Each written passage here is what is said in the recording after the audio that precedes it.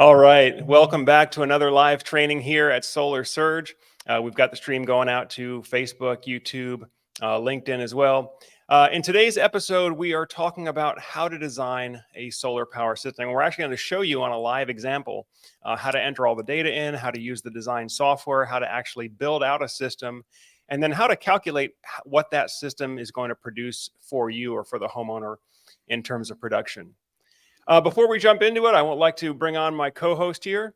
Dan Freshley, as always, joins me here on the live trainings. Dan is my partner at Solar Surge University, also the CEO and founder of Radiant Solar, which is one of the largest independent solar dealers in Virginia, and really beyond Virginia now, operating all up and down the East Coast in a number of the top solar markets.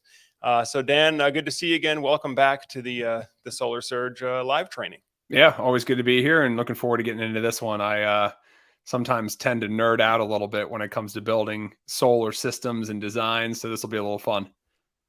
This should be fun. This should be fun. I mean, this software, what we're going to show you, I mean, this is a process that both of us, as well as most solar professionals, we're kind of using this software on a daily basis. In fact, I always have it up. It seems I always have it up. I'm looking at one project or the next project. And so we want to share that process with you, because if you're new to the solar sales, the solar sales profession or the solar industry, you might be familiar with the idea of, well, you have to set appointments and then you have to give presentations and close the deal. But a key thing that has to happen between those two is actually designing the right solar system, right? Choosing the right equipment, choosing the right quantity of panels, putting the panels in the right place on the roof, and making sure that what you're proposing, what this system design that you have, is going to be the right match for your homeowner or for your prospect's needs. So that's why we're gonna start there. But Dan, I guess before we dig into the software and how to enter this in, let's go ahead and touch back on why discovery is so important, and why it's important you have to get that electric bill during the initial discovery call. Yeah, absolutely. Yeah, I mean, I think oftentimes that's an area where, if you've been at it long enough, you've been in solar long enough, inevitably you're going to get a little bit of pushback from time to time from your, homeowner, your prospect that you're working with. Sometimes there's this feeling of, there's sensitive information or sensitive data on a power bill, right? Account numbers, addresses, things of that sort. So I've found that, from time to time, you might get the person that's a little bit apprehensive to sharing that info. But it really is critical that we make sure we collect that during discovery, because ultimately, I mean, in many ways, what you're doing is you're essentially going to the grocery store without your list, right? Like, you don't know what you need here. You don't know what you're trying to build. You don't know what size it is. Sometimes they'll tell you, and if you've been at solar long enough, there's some little, easy tips and tricks. If you know what your utilities cost per kilowatt hour is, if someone says, hey, yeah, my average power bill is $200 per month, if that is a true average, you can probably get, reverse calculate the numbers and get a pretty predictable energy, consumption profile. But really, you want to get the power bill from them. You want to break it down, ideally, if the utility company provides it, down to the exact monthly usage for each month over a 12-year period. That way over a 12-month period. That way you really fully know, okay, hey, in each and every month, this is what the homeowner is using. Because then how that'll also play into effect is when you run the software and the simulations, you'll be able to see the month-by-month production and consumption relationships and really be able to articulate that well. So again, going back to discovery, getting a bill from a homeowner is critical in this step. And also, understanding during discovery what they're looking to accomplish is also critical, because it's going to dictate how you design the system, right? Where maybe you place panels, where, their preferences from an aesthetic, side of things, or depending on their utility company, maybe it's more beneficial to have panels on a western facing roof than it is on the eastern facing roof. So there's some different nuances that go into that. We'll probably unpack a little bit of that as we demo some of this here. But again, a lot of it starts with discovery, and making sure you do discovery well leads into the proper presentation and the sales engagement process as well. Absolutely. Yep. No, all the keys are in discovery. You have to know what target you're aiming for before you can start putting a solution together. And on that note, you want to make sure that you identify during discovery what is the goal of the solar system. Is it to eliminate the electric bill? Now, most homeowners are going to fall into this category of just eliminate my electric bill. And if you're in a jurisdiction that has a good one-for-one net metering program, then that's a pretty straightforward proposition. You just build a solar system that produces annually about equal to or maybe slightly higher than what your homeowner is consuming annually. And again, that's why it's so important to get that electric bill, because most power companies will give you a month by month breakdown, like a graph, a bar graph of what the usage has been at that property month by month by month. However, other prospects, their goal may not be, complete electric bill offset. For other homeowners, their goal might be to get the best dollar for dollar return on investment. And so if this is a jurisdiction that does not offer one-for-one net metering, then you actually may want to design a smaller offset system, maybe a 50 or 60% offset system, with the intention that the homeowner can self-consume most of the electricity that comes off the solar, so they don't have to dump it back to the power company at a discounted rate. In fact, we're going to show you an example here in our design software. This example is just outside of Phoenix, Arizona, where the power company there does not have an equal one-for-one buyback rate. Right now, they charge about 15 cents per kilowatt hour when they're charging the homeowner, but they only buy back at about 8 cents. And there are similar sort of what we might call avoided cost type programs. There are similar programs like this in many jurisdictions across the country where you don't get a full one-for-one net metering credit buyback. So in that case, and if the homeowner's goal is maximum percentage ROI on the solar investment, then that might mean targeting less than full offset. Just give the homeowner what they can self-consume. Don't plan on really exporting a whole lot to the power company. I think it's also too, and Joe, not to interject too much there too, but I think one of the cool features, as we've seen some shifts from different utilities, especially in California with NEM, 2 to NEM 3 now, a lot of these softwares, when you integrate batteries into them too, now have the ability to help show the financial impacts that solar with battery storage can accomplish too, which is pretty neat.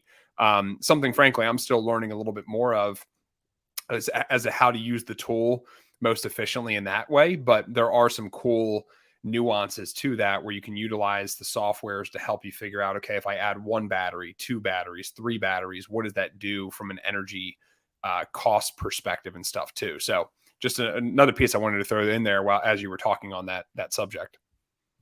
Yep, and that's one advantage of battery storage too, is that if your utility is not offering a fair one-for-one net metering buyback program, by including battery storage with your solar, you could essentially self-consume from your battery whatever excess solar you had during the day, charge it in the battery, and then consume from the battery at nighttime. So it just helps put you in a more energy self-sufficient standpoint. And then of course you're going to have certain homeowners whose main goal is emergency backup protection. And so maybe they need emergency backup for certain critical systems in their homes, like maybe the refrigerator and the water pump and the let's say medical equipment. But maybe they don't feel that they actually need to run the air conditioner during an emergency. So again, in that case, maybe you can size the system smaller just to meet the consumption of the critical systems, not the entire full house consumption. So again, guys, all that comes out in discovery, and that's why it's so important to ask good questions, ask thorough questions during the discovery. If you haven't done so already, you can grab the free download, the Solar Surge 3-step virtual sales process, which actually lists out all of our different discovery interview questions to make sure, again, you're getting all that information out so you can design the system properly. And that should be available for you on a link. You can just grab the free download. It's like a 4-page PDF. So happy to share that with you here. But all right, so let's get into the example then. So for today's training, we're going to be looking at an example, as I said, just outside of Phoenix, Arizona. And I'm going to put my screen on here so that you can actually see. So this is the design software that we use at Solar Surge. It's called Aurora Solar. It is considered to be one of the best, if not the best, solar design software on the market. But there's a lot of other great ones out there. You've got SolarGraph, you've got Solo, you've got Pipe. There's a number of other solar design software. So not everyone is exactly like this, but they all pretty much have the same functions. And Yeah, where the you're going to want underlying to, thing I think that's just important for people to know too.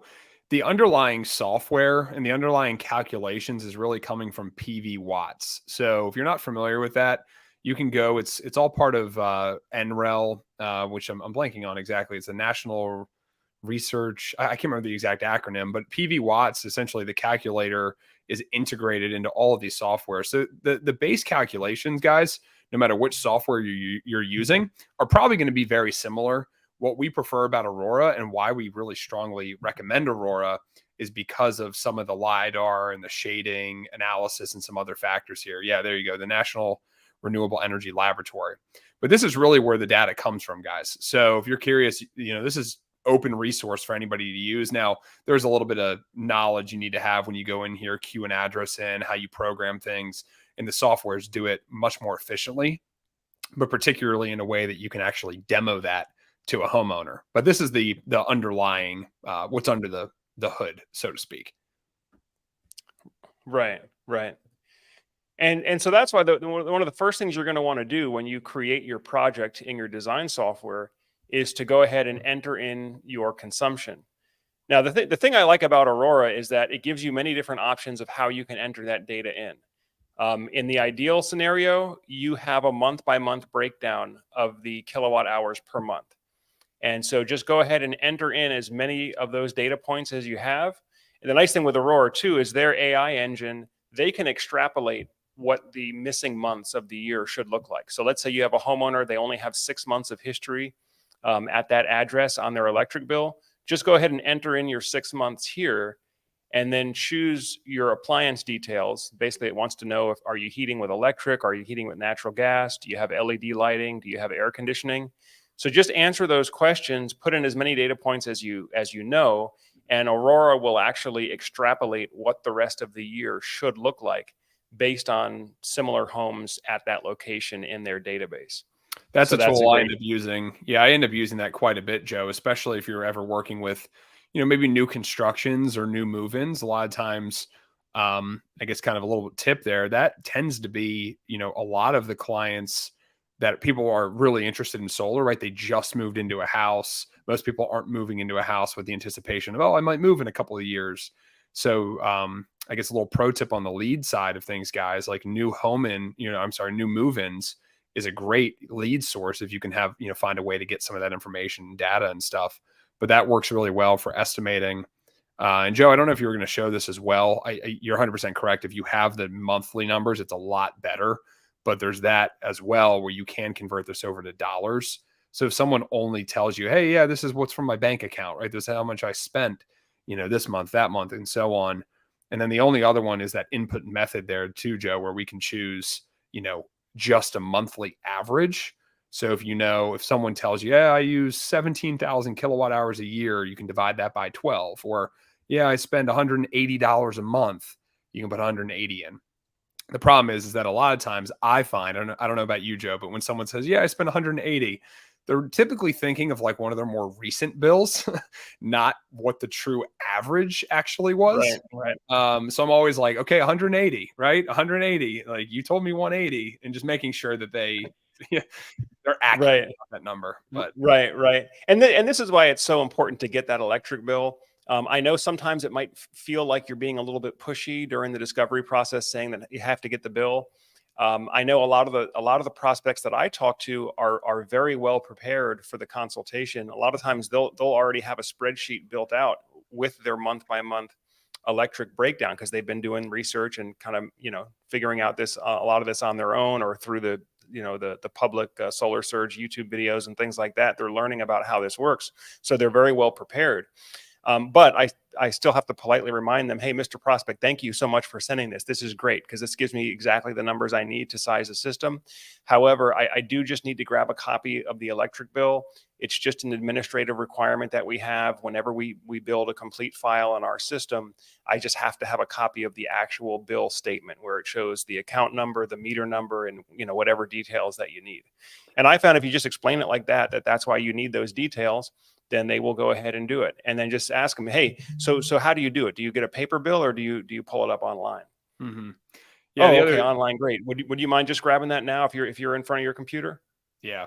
And the other simple reality too, guys, is that depending on where you work today and how you operate, whether you're within a vertical organization that does everything from sales through install, whether you're an independent, dealer partnered with installers, ultimately you're going to need the full power bill, the full copy with all the information, the account numbers. I mean, that's how we go through and file net metering applications or utility interconnection applications. So, like you just said, Joe, sometimes if you can just kind of, explain that to them from the beginning, it's a lot more helpful. And I know that if it's explained properly, it also avoids the situation where, because I've had this happen dozens of times, where they come back later and they're like, "Oh yeah, I gave the power bill to Dan, but they only gave me a picture like of the usage, and it wasn't actually the power bill." And so then I have to go back and be like, "Well, no, you gave me just a small part. I actually need a copy of the bill." If you can get it from the beginning, it just kind of makes things move a lot smoother. And it's just one thing you don't have to ask them for later on. And it's accurate from the very beginning. So, Yeah, this is one of the mistakes I made as a younger sales rep or as a younger solar professional. This is when I was still contracting. Is I would design systems based on estimated average monthly bill amount. Like Dan said, they might say, oh, $180 a month, and so I would design a system based on that, not get the electric bill, and actually move the project into production, and then it becomes a wild goose chase later on the road because we still need to get that bill. We have to file net metering paperwork. We have to get the utility approval. And so if we don't have that piece of paperwork at the time of sale, it's just going to slow down the whole process. So make sure that you get that bill. That way, you've got a smooth execution on the project, and that you're designing towards the right target. absolutely. Joe, real quick, we had a question come in here from Jason. I just wanted to cover. Appreciate the comment here, Jason. So, had a question about the tax credit. So, if I get money back every year from taxes, then I can't file for more than 30% tax credit. Is that right? Jason, the way that a lot of times, I'll answer the question, but a lot of times too, just for proper, legality conversations, I always do recommend when it comes to tax credit questions, talk to a professional, talk to a CPA, talk to your tax preparer that can actually understand your situation. But the real basis of it, if you were to do it quite simply, is that the tax credit is a value that you can receive back in a dollar for dollar monetary way, right? So when I did my solar system years ago, I actually got, my tax credit was worth about $15,000, and I got $15,000 back from the federal government deposited into my bank account as effectively a reimbursement. Now, the qualifications for the tax credits are based on tax liability. So if your tax liability, or in other words, how much money you've filled up in this federal government tax bucket over the course of a year, hasn't met or exceeded the amount that your tax credit for solar is worth, then you're not going to get all of that money back at one time. So let's just use an easy example. Let's say that tax bucket filled up with $15,000. But through, when you invested in your solar system, you got a $20,000 federal tax credit, right? The 30% was $20,000.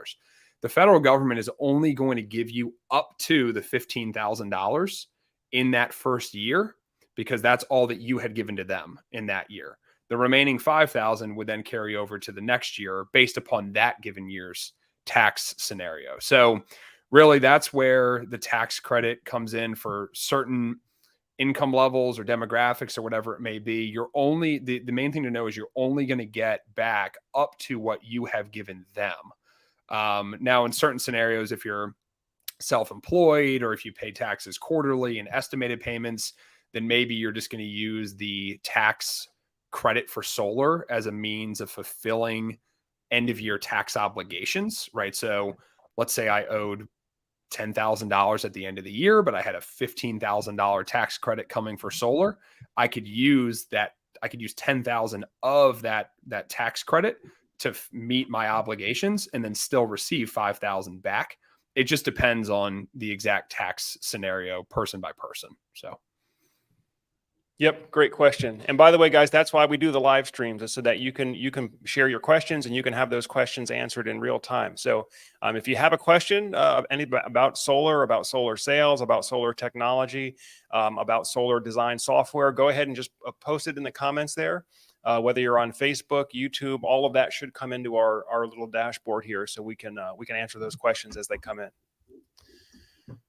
All right, well, let's jump back to the example here now. So once we've got our energy consumption entered into the design software.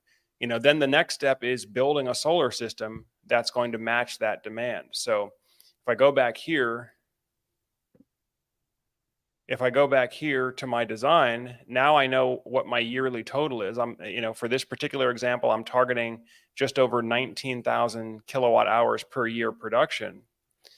And by the way, guys, that's a key point, is we are targeting a yearly production, not a single month. So what the home consumes over the course of the year, in this example, we're going to target a solar system that produces that amount over the course of the entire year.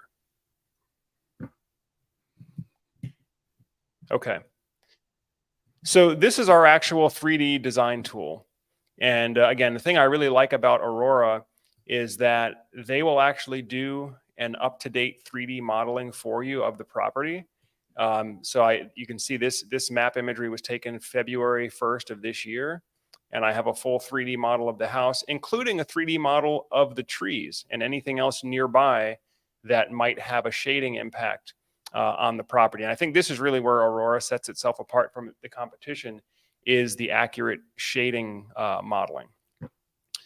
If I turn my irradiance on here, this will give you an idea which parts of the roof receive the best sunlight. And so you can kind of see it here. The parts of the roof that are showing the brightest yellow or the brightest white, that's the areas that have the highest irradiance. Now, this example is in Phoenix, where in Phoenix, virtually everything is fair game. North, south, east, west, doesn't really matter because there's just so much sunlight there, and usually very little trees, very little shading.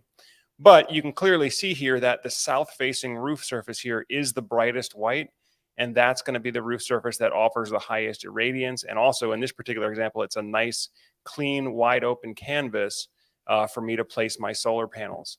But before I do that, Dan, did you have anything to add or comment in regarding irradiance, shading, solar panel placement? Yeah. I mean, I think this obviously house, if every lead we ever had or every opportunity we ever had was like this, it'd be amazing, right?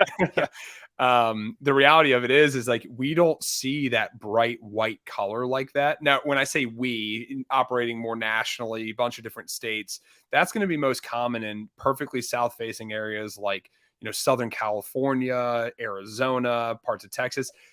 Even frankly, in places like Florida, you're not going to see that bright of white, because one thing to consider, guys, is that the irradiance mapping is also factoring annual weather patterns, cloud coverage, rainfall. If you're in the Northeast or, other parts of the country, could be snowfall as well. So those things do play into the irradiance factors.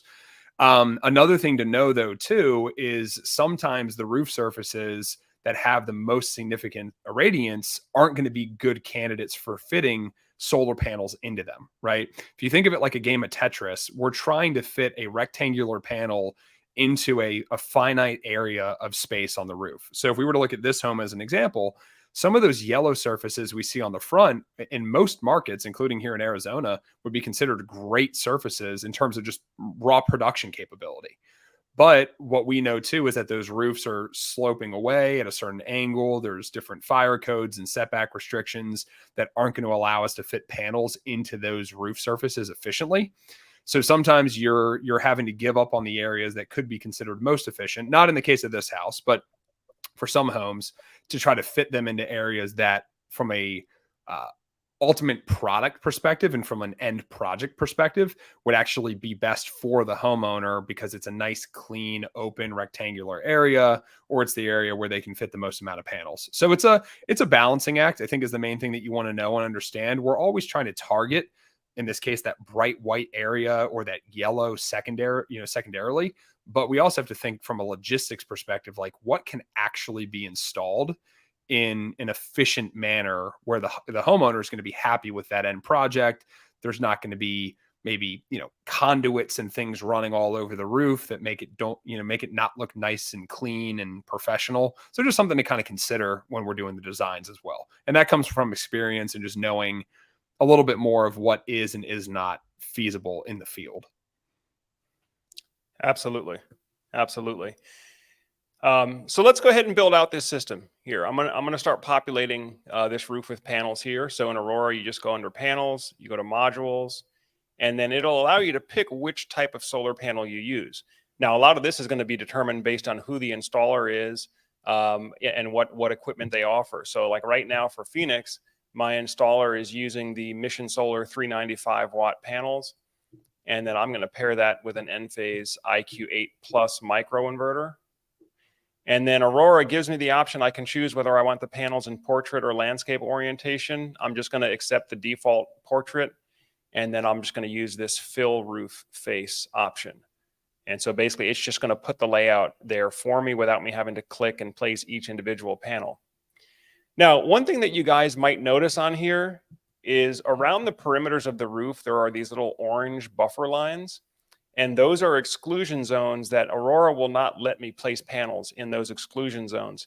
And the reason is because there is a code requirement for walkway access on the roof. The intention is for firefighter safety. If a firefighter has to get on the roof of a dwelling unit and maybe pull somebody out of that house, they need space that they can walk on the roof without the entire thing being covered by solar panels. So that's what that little orange buffer thing is. And you can adjust what the size of those walkway setbacks or those firefighter setbacks are. And so that's just here under the settings tab. But as it is right now, just using the automatic roof fill feature with Aurora, they've got me here with an 11.4 kilowatt system. And then if I click on simulate system, this will actually run the PV watts calculation that Dan mentioned earlier. So it's actually going to tell me, based on this system design, how much energy is this system going to produce. So just give it a few seconds to run through the simulation engine here, and then we can actually look at the results of the forecast. And I think one thing, just as we're waiting for that, Joe, for everyone just to have a better base knowledge, it's one thing just to click the button and, oh, cool, the numbers are here. But sometimes you want to be able to explain to a homeowner what factors into that performance, right? So there's really three main factors that are going to contribute into it. The first one is going to be your azimuth, which essentially is the direction the panels are facing. So 180 degrees would be considered due south. 360 degrees, or also referred to as 0 degrees, would be considered due north. And then you're going to have variations and deviations from that. So ideally, most places here in the Northern Hemisphere, we want 180 degrees due south. But based on certain utility policies and time of use rates, there can be some changes to that where maybe we actually would prefer more of a southwest or a west face. And we can talk more about that. So that's the first calculation, is the azimuth and the direction the panels are facing. Second to that is also going to be the tilt, right? What is the actual pitch of the roof? Is this a flat roof? Is this a very steep 45 degree? Is it a 12-12, pitch roof? I actually have part of my own house roof. I have a 14-12 pitch, which, number one, is really not practical for solar. And it's also very hard to install on that because it's a very, very steep pitch. It's about 50 some degrees. So that plays another factor into it as well.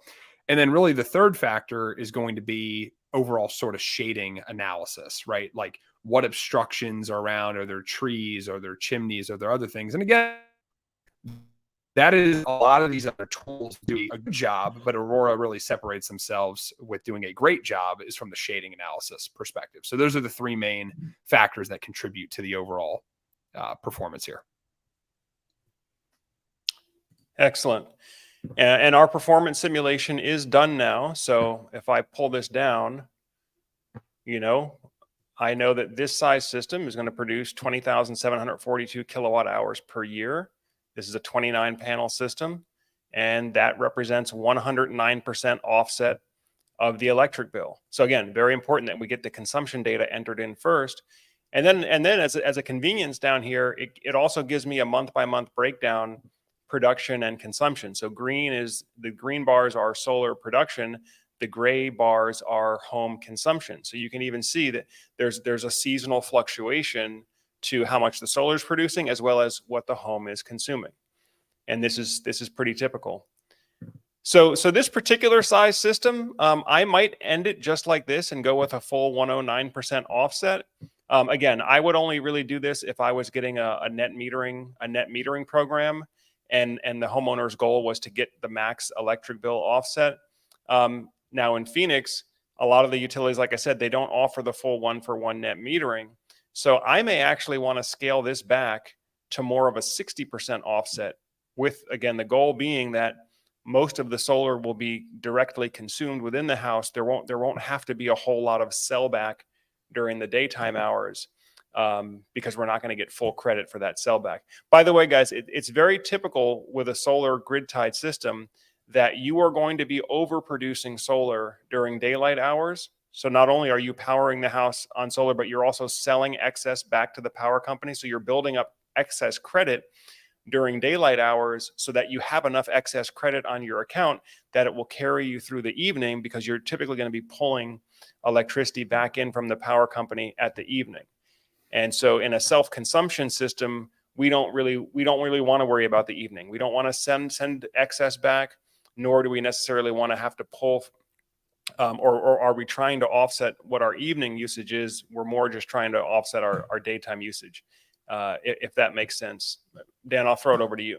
Yeah. The main thing for those types of configurations, and this has to do with, again, the utilities.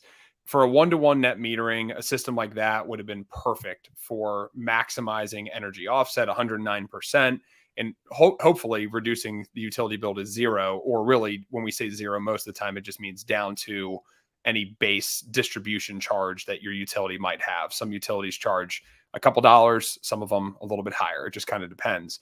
But then when you have time of use and you have other avoided costs and other, considerations in there, the net metering relationships aren't quite the same. So a net metering, traditionally speaking, energy that you produce at 11 a.m. is worth the same value at 7 p.m. or 9 p.m. And so when you send a credit back to the grid, you build up that credit balance and then you pull from it later, right? I a lot of times help explain that to homeowners. It's just a concept of rollover minutes, right? You just carry them forward and use them later. But what does differ and what changes with some time of use programs or avoided costs is that as the rates of energy vary during the time of the day, so does the net metering exchange. And so a credit that you might send back at 11 a.m. has a certain price point value, but when you go to use that credit at nighttime, it has a different price point value. So it still helps, it still contributes, but you're not at a one-to-one ratio, which again is sometimes where, as I've alluded, maybe it makes sense to design a system to favor more east or more west, depending on how those rates fluctuate. For example, I know, if I'm not mistaken, going off memory here, San Diego Gas and Electric has a variable, factor to that. So if you're in Southern California, a lot of times we might want to favor more western facing panels to help increase the production in the later part of the day, where energy costs are also going to be at some of their peaks.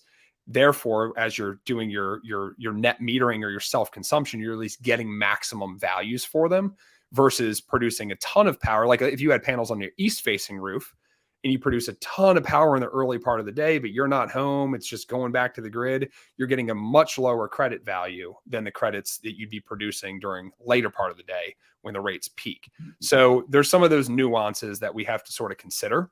And Aurora does a little bit of those calculations for you too. If you were to play around with the utility bill savings section there too, it'll help sort of calculate, okay, this 109% energy offset actually is covering 61% of the financial obligations in a monthly basis with this type of system. Then there's some other battery simulations. So that might be a little more advanced conversation, but a lot of cool tools here. And a lot of that is because this particular utility, APS, does not have the even 1-for-1 buyback. And so in that case, Dan's actually absolutely right. If this were an east-west facing roof, as opposed to just a straight south facing roof, I actually would place the array on the west side of the house. I wouldn't try to split it even. I would place it on the west side of the house, because that means my solar production would be concentrated during the afternoon hours, which is also when the air conditioning demand happens to be the highest. And so if you can make your solar production coincident with your highest energy consumption, then that helps you maximize self-consumption. Again, this is when the goal is, I want to consume as much of my solar directly as possible. I don't want to have to sell back to the power company at a discounted rate. So that's a very good point. And again, every house is different. I just chose this example because it's a pretty straightforward example for those of you who are kind of new to the design software. I think this is a good, clean first example for you to just kind of get your head around the process. Absolutely. Yeah, go ahead. Yeah, I think it's important too, just for everybody, as you're explaining some of this. I had a conversation with a previous client yesterday who was, referencing that he has a friend that has a solar system. His bill is 0, my bill is X, right? So there's these conversations. You got to remember, guys, too, when it comes to solar, there is not a one size fits all approach, right? The system sizes could be the same, the DC wattages could be the same, the equipment could be the same. And for all that matter, the houses could be next door to each other. But lifestyle tendencies and temperatures you like to keep it in the summer or the winters, and how things vary, family sizes, just general factors are going to make a significant difference in the size and type of system that one person needs versus what another person needs. And so really, again, that's why sometimes it's beneficial during that discovery phase to slow down, explain to people how solar really works, explain to them how this relationship works, and then really build the value in trusting in the software, and backing it up with some of the cool tools that Aurora or any of the other softwares do, where you can show them positioning or shading factors and things of that sort. Just because there's a lot of times where you might face that conversation, hey, this house and that house, why are my systems different? Why is our price different? Well, it's also because how you use your energy is different, and your lifestyle preferences are different. So just something to important to know as we're talking about this topic of designing a solar system. Good stuff, Dan. Hey, we've got a couple other questions coming in here on the comments. Let me put this one up here first. So Mean TikTok from YouTube asks, can you explain NEM 3.0? So this is California net metering 3.0. And this really is exactly what we were talking about, as far as if a utility does not offer you a true one-for-one net metering buyback. Now, California used to offer true one-for-one net metering. 5 years ago, things were great in California. You could sell them your excess solar during the day. You got full price credit. You pull it back in at night. It all balances out to 0. What the California Public Utilities Commission voted to do late last year is change the net metering program. They call it NEM 3, net metering 3, but in reality, it's not net metering. It's an avoided cost scheme. And what this means is that, when the utility is selling power to you as a retail customer, they charge you about 30 cents per kilowatt hour. But when they're buying your excess solar from you during the daytime hours, they're only paying you 8 cents per kilowatt hour. So that means that you have to send them 4 kilowatt hours for every one that you get to pull back for free, right? And so that kills your ROI on a dollar for dollar basis. And so that's why, like right now in California, if you're considering solar, I would recommend one of two things. Either go with a smaller offset system where again, you can self-consume the solar that comes off of your panels. You don't necessarily have to worry about sending any excess back to the power company. That'll get you a better dollar for dollar return on investment, even though it's not going to eliminate your entire bill, but of the portion of the bill that it does eliminate, it'll do so at the lowest possible cost. The other option would be to install battery storage with your solar. Because if you install battery storage with your solar, then you can pretty much take or leave the power company on your terms. Right now, you can consume solar during the daytime. You can charge the extra solar into a battery. You can then draw off the battery at nighttime. And then the next day, the solar takes over, powers the house, and recharges the battery. And you can repeat that cycle as much as you need. And then the utility company becomes the energy provider of last resort. Right now, you're only pulling from them if like the weather's really bad and your battery drains down and it's raining and the solar can't keep up. Okay, then you just pull what you need from the power company. But otherwise, you're basically providing for your own needs day and night. Dan, I'll throw it over to you. Yeah, I think that the last scenario there, Joe, is the one that I really believe in most. I mean, I know a lot of what we do too, Joe, is we do advocate pretty heavily for battery systems. No, not in every place, though. I had a meeting with a gentleman earlier today in a part of Maryland that has one-to-one net metering. He lives in an area that power outages are not frequent. And so it's just not a huge concern and a necessity for the battery. But in markets like California, Arizona, and some other places where you're not getting that same exchange rate, it makes a lot more sense if you desire to also have, number one, trying to accomplish the most maximum financial value benefit. Having a battery can play a huge factor there. But then number two, if there's even the slightest tinge of wanting emergency backup power, that is where solar with battery is a huge benefit, because you're not only one on a regular day-to-day basis, let's say hopefully 90+% of the time, when you're not using battery for backup, you're instead using it for energy storage, build it up during the day, and then pull from it at nighttime and repeat the process, over and over. And then, God forbid, when that one emergency or situation does arise, blackout, brownout, or natural disaster, you're also self-sufficient from an emergency preparedness perspective. So I really believe in that solution in those markets, just because I think it gives you, frankly, a really good hybrid best of both worlds type of scenario. But, again, there's different things to consider. And it also depends on what your main goal and objective is, which, pointing back to discovery, as a sales professional, you need to try to discover that in the earlier steps of the conversation. Right. And by the way, that's who's buying solar in California right now is people that want to get to a real sort of self-sufficiency, or energy independence sort of state of mind. People that are buying in California right now are not because you showed them that they're going to save on their monthly electric bill. Those customers bought a long time ago, right? So now the people that are shopping for solar in California are folks that believe in being energy independent, believe in being self-sufficient.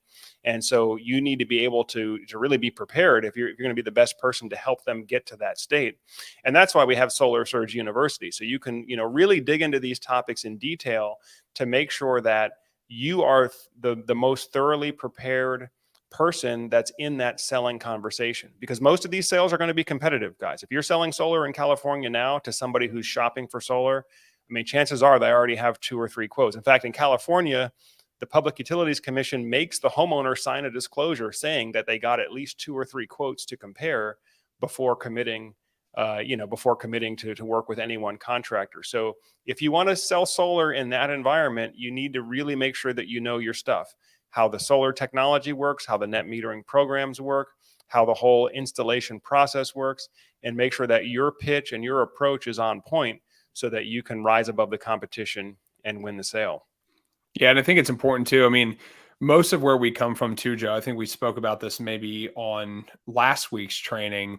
We're coming from a position of talking about ownership of a solar system too, guys. So most all the business, and frankly, I can tell you all the business that I personally have done over the years has always been an ownership scenario, whether that was a cash purchase or a financing. I haven't done PPAs and leases and things of that sort, just because fundamentally I believe more so in someone owning and having true empowerment through owning that asset.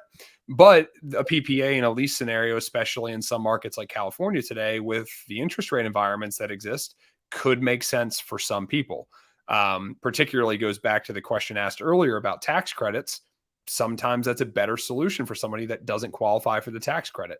So something to kind of keep in mind and know there. I did, Joe, quickly want to address a comment, and John Barney, appreciate you replying to this comment, but Rick Hewitt was asking about net metering and whether or not that program would stay in place if things were to change. Rick, it really does depend on the utility company and the state.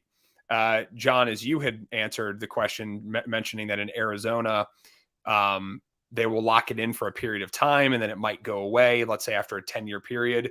I've seen it in some places. I've seen others where they've grandfathered people in. So it really depends on the utility company. It largely also depends on, are they a public utility company? Are they private?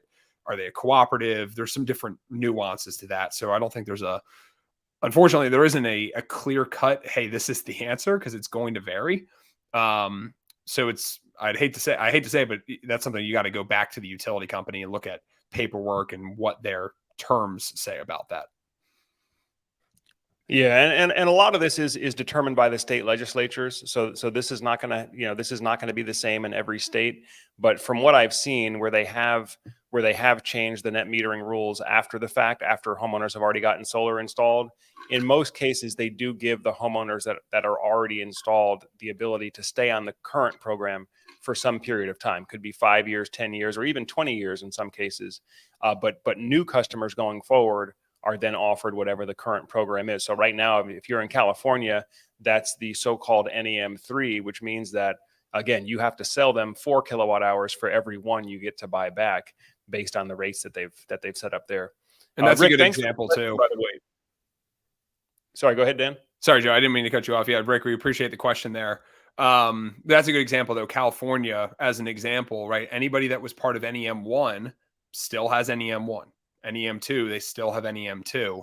So just because the policies changed didn't mean it changed for those people. Now, there are some stipulations. If you add more PV, more solar, let's say you're an NEM1 customer, an NEM2 customer, and you're adding more solar to your system, depending on how much you add, it can now force you to have a new net metering policy. So unfortunately, that's a little bit of the cat and mouse that occurred in that scenario where, okay, maybe you sized your system 5 years ago, 7 years ago for a particular amount of need, but you didn't foresee at the time maybe getting an electric vehicle, or your family's growing and you're having kids and whatever the lifestyle changes are happening. And now you're like, well, shoot, my solar system's not covering all of my needs, but I can't add to this, because if I go to add to it now, I'm actually going to diminish my value. Unfortunately, that's just a case where, the best solution may just be to pay the utility bill that you're receiving, right? Hopefully it's a small utility bill. But that's one of the things to just know as far as some of the other policies go. Hey, real quick, guys, because we do have a hard stop at the end of the hour here, so we've got about 14 minutes left. Just to close out, some final comments about the design software.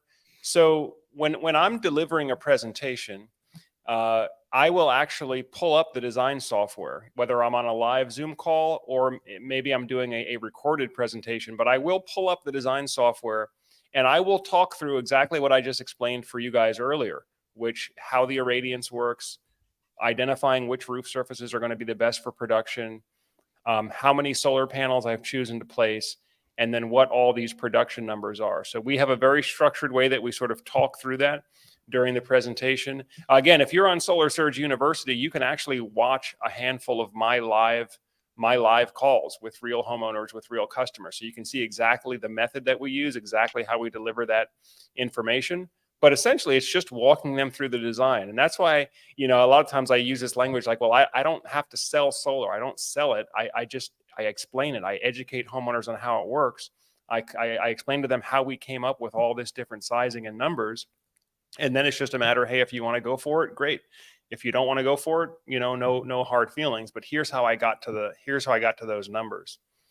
Dan, anything else that you want to talk about the design software, or maybe how to transition from design into proposal?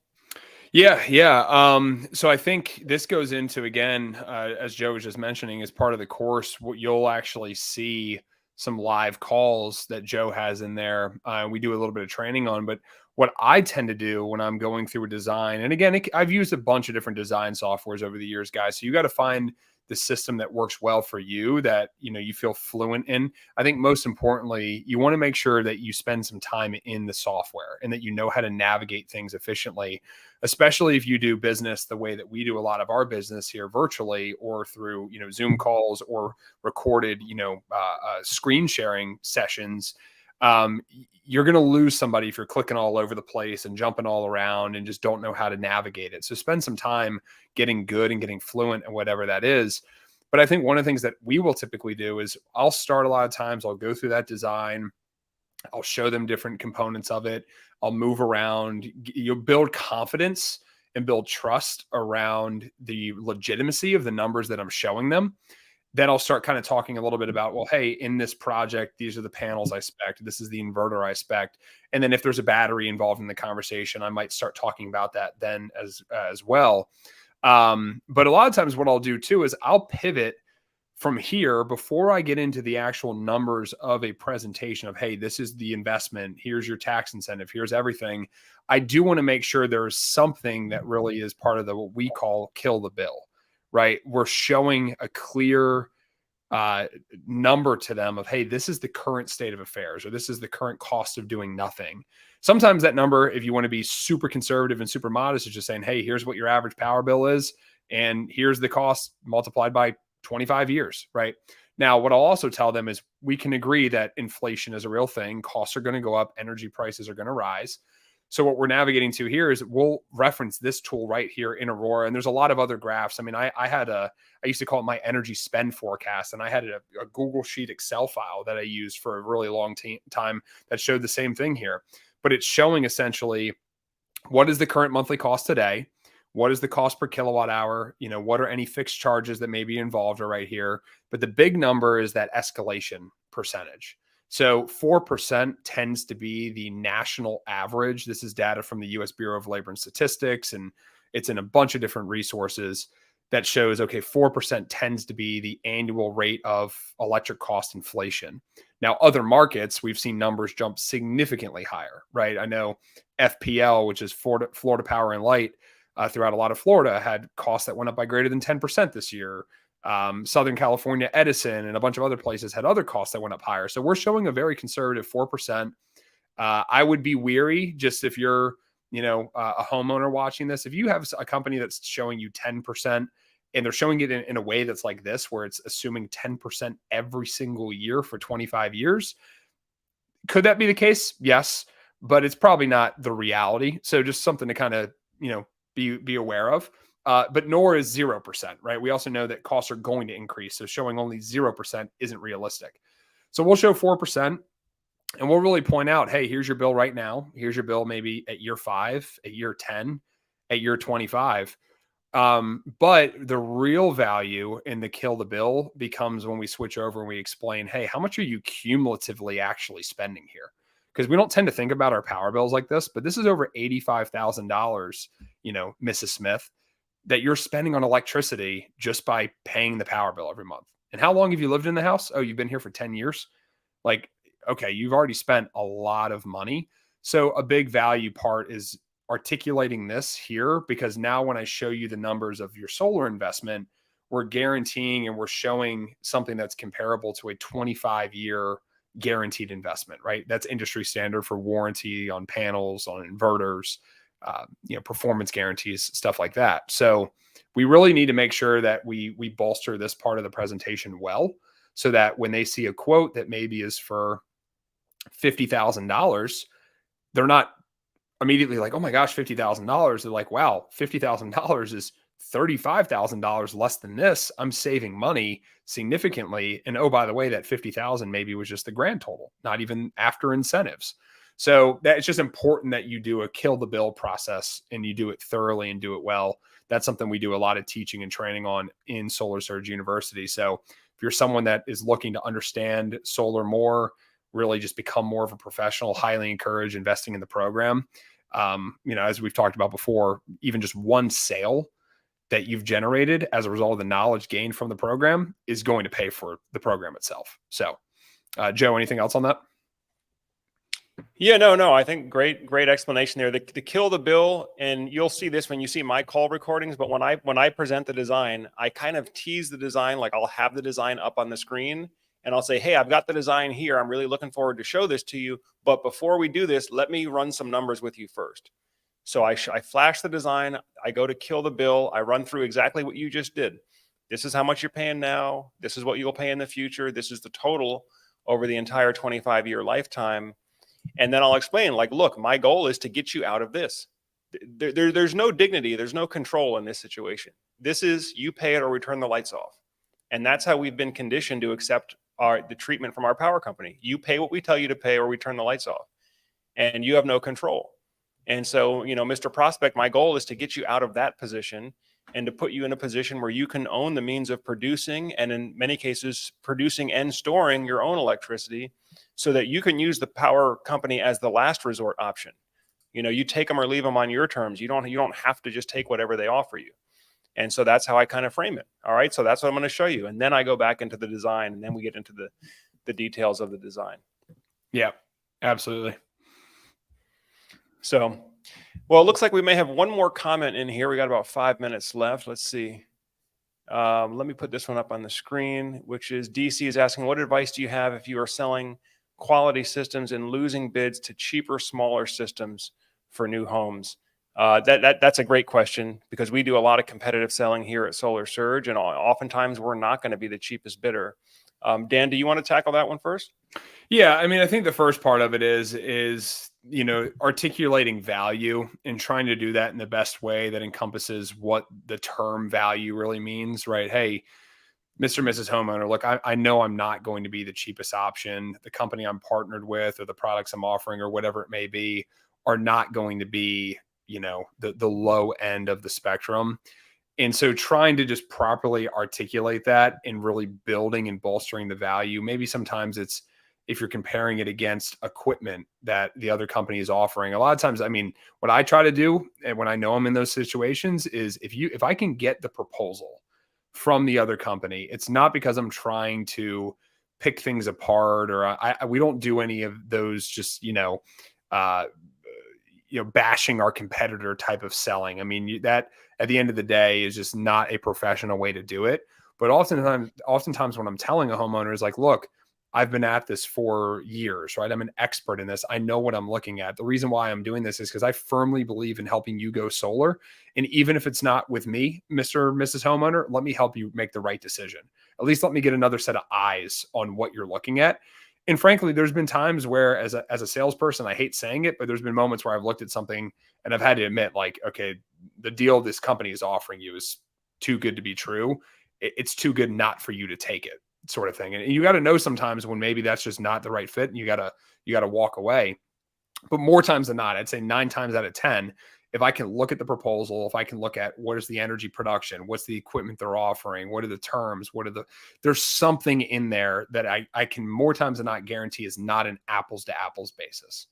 And if you can figure out what that is, then you can, educate your client, educate the homeowner, and then hopefully work it back where you've built value, reliability, bankability as to why they should work with you and the company you're partnered with, and then earn the business from that perspective. So, Joe, how about you?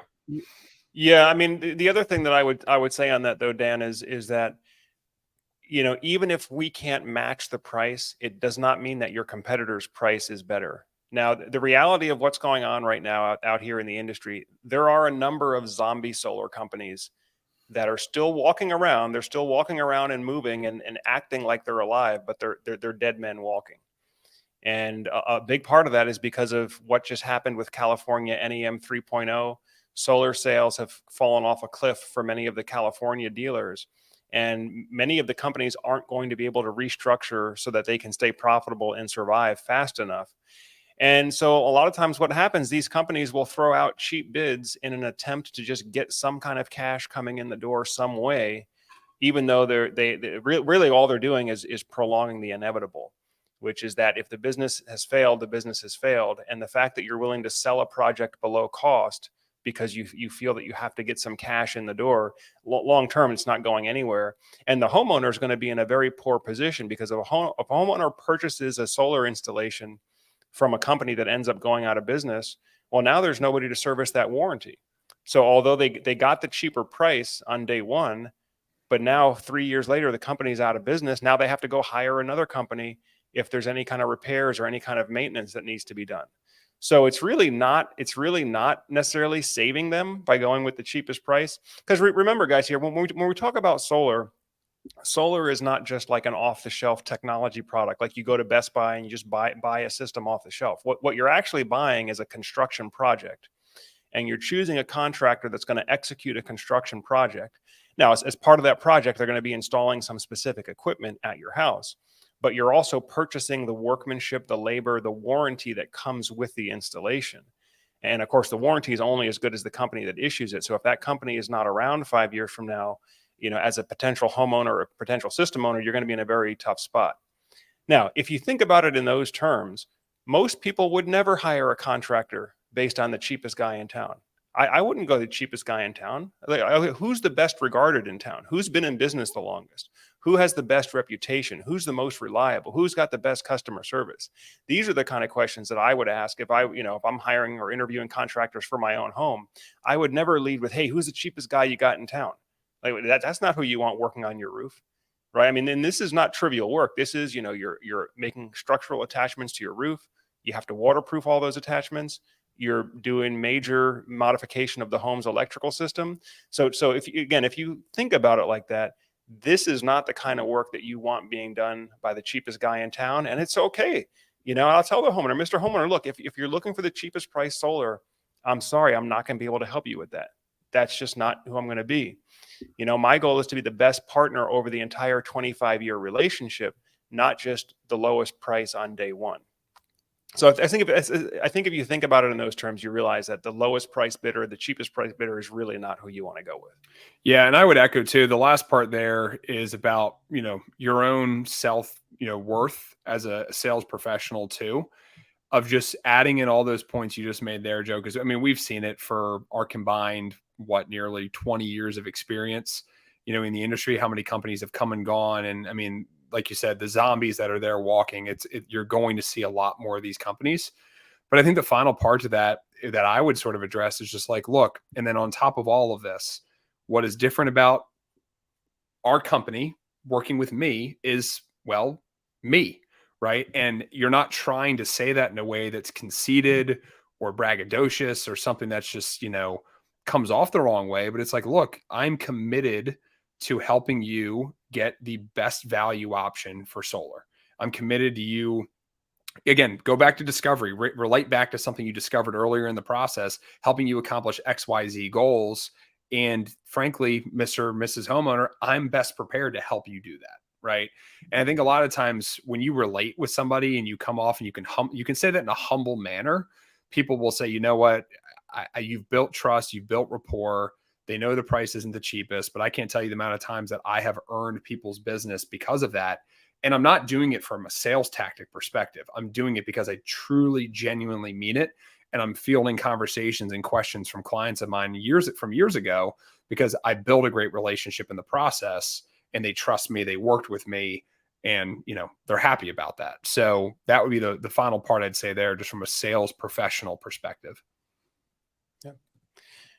Great way to end it there, Dan. Well, folks, that pretty much wraps it up for this week's live training. Again, folks, we're here every week. So it's Wednesdays at 3 p.m. Eastern time. We're going to do the 1 hour full live sales training. On next week's training, we're going to be talking about how to sell solar batteries. And we're actually have a special guest that's coming on. A senior executive from one of the top battery manufacturers is going to be joining us for the live training. So be sure to tune in for that if you're interested in learning on not just how to sell solar, but how to sell solar and batteries. And what these are growing into is more of an integrated hybrid energy solution where batteries are a big component of that. So be sure to tune into next week's live training.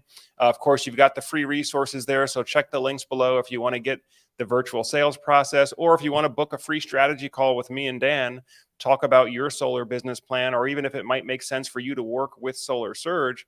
We've put together a network of 8 or 9 of the best installers nationwide, and in some of the top markets. Now New York is part of the portfolio as well. So if you're interested in working with us, you can go ahead and reach out for the free strategy call. There should be a link below there. And of course, Solar Surge University is open for enrollment. So if you really want to dig in and really get into the details of how we do our sales process, how we build a successful sales organization, Solar Surge University is a collection of our collective now nearly 20 years of experience, like Dan said, in a course where you can go through it on demand, self-paced video, at your own pace. Well, folks, that pretty much does it for today's broadcast. Dan, I'll let you close it out if you'd like. Yeah, absolutely. Well, no, again, appreciate everybody that was tuned in here. Great viewership, and thanks for all the comments and engagement. Look forward to being back with you guys, same time, same place here next week. So until then, we will talk to you later on. Hope you guys have a wonderful rest of your week. Take care, guys. Thanks for tuning in.